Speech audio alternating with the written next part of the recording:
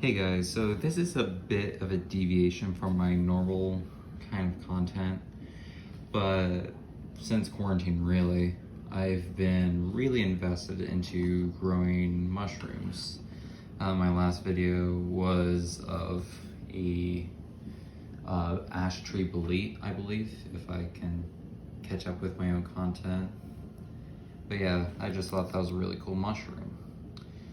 But I'm also into the aspects of mushroom growing and what it can mean for the future of mankind. Because I've actually been working on a way to turn styrofoam into mushroom food. So you can both reduce 40% of the space used in landfills and also get delicious food from it. Now, a lot of people look at mushroom growing and think, wow, that is so expensive. I do not know if I can even compete with that, or if I could even do that on my own. Well, the cheapest way to grow mushrooms and the price of it is free. Now, you might think to yourself, well, that's impossible. Well, here's why. Mushrooms are they are very interesting because you can take any piece of a mushroom, whether it be the actual mushroom cap, a stem, a gill, some of the mycelium that's already there, and you can grow it out indefinitely. Example, this is some brown oyster mushrooms that I found in the woods, and this is a substrate of coffee grounds. Now, how did I start this out? And you can see how beautifully ropey that is. That is really good mycelium. Now, that is contamination, that is trick. But you see the yellow spot in the middle? That was a mushroom, like the full mushroom. And I just put it in coffee grounds. And the reason why there's so much trick, that's the contamination, is because they were old coffee grounds. They were sitting around. If I just got them fresh from the coffee maker, that wouldn't be there. But I just put it in there, and literally the next day there was beautiful strands. And as you can see, they love coffee grounds. So technically the cheapest they can grow mushrooms is free using trash. You can fruit them from the coffee ground container. Now, if you don't have coffee grounds or you're not a big coffee drinker, what else can you use? This is another coffee ground container. Use coffee grounds. This was when I first got into mushroom growing. But you can see this beautiful wispy mycelium. It's not cobweb. And this is literally homework. I literally used my homework, and it's growing mushrooms. And I don't see why mushrooms wouldn't be able to grow off of my homework, because it's basically wood. It's what they would grow off normally. So yeah, mushrooms are not picky whatsoever. Now, let's say you want some controllability. You want to isolate good genetics. For that, you'll need agar. Now you can see this howl, that's hen of the woods, Graphla frondosa. Now, it's kind of expensive in a way. Here I have half a pound of agar. It cost me 14 bucks. And I did the math, and each plate is 12 cents. And you can just use coffee cups. Like, not coffee cups, you can use like the little condiment containers. Those work amazing. I used them for months. I just got these because they're kind of showy. And these are just the plastic ones. Pretty sure you can get them off Amazon for 10 bucks for 30 or 40. And they're reusable, unlike the condiment containers.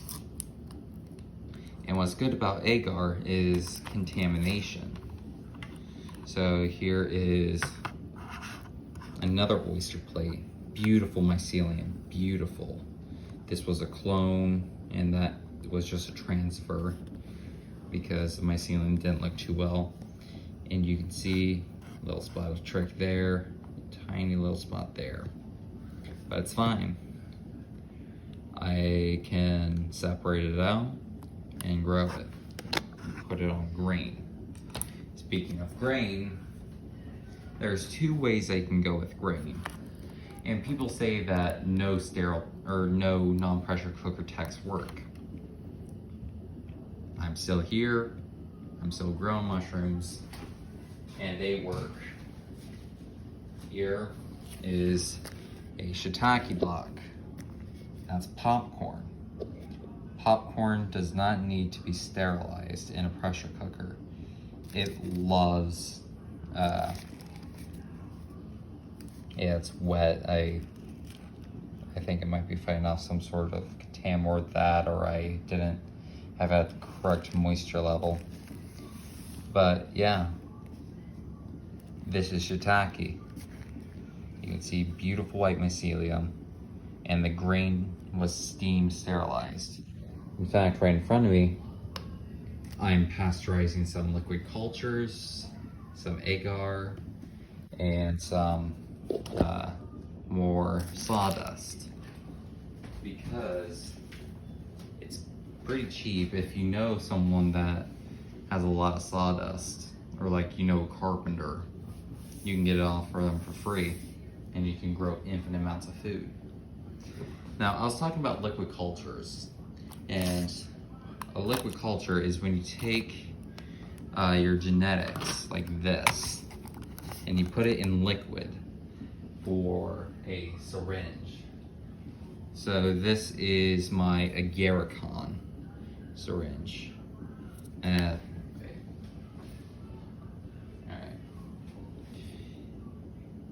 You can see the mycelium there. This is Lactiformes officinalis. So yeah, this makes it easy to grow in grain. So yeah, I am switching to regular corn, which you do need a pressure cooker for. And I did the math, and it takes something like 400 jars to make it cost efficient. Because 1 jar of brown rice, which is the grain that I use now, because it's even cheaper than popcorn. Popcorn is 42 cents a jar. Brown rice is 33 cents a jar. And regular corn, when pressurized, is only 6 cents a jar. So quite a bit, but a pressure cooker costs 80 bucks. So to make it efficient. Yeah. And to fruit your mushrooms, a unicorn bag, as they're called, on mushroom sites costs $1. Something that you're just, I don't know how much footage I just lost. But a unicorn bag costs $1. And it's insane.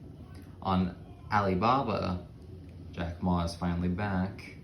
Hurrah to the investors. But you can buy 5,000 bags. So if you're a big company, go on Alibaba, buy each bag for 6 cents. That's such a huge drop. But something better is the aforementioned bread bags that I showed the shiitakes in. Those are so much better, or cost-wise better. But if you're growing a business, just buy a 6 cent unicorn bags. Or even if you're a medium-scale farmer, for 50 bags, it only costs 12 bucks. So don't go there. I think that's all I really want to talk about. Liquid cultures are so cheap. I kind of skipped over that and went in a different direction.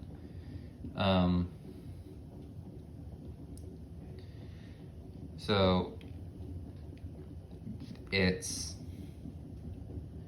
really cheap because for 150 milliliters of solution or 10 syringes is going to be only 8 grams of Caro syrup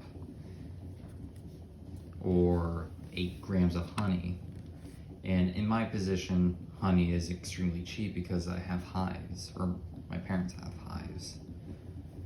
And another thing that's going to be really cheap is straw, because we grow wheat and we have so much straw we don't know what to do with it, so grow mushrooms with it.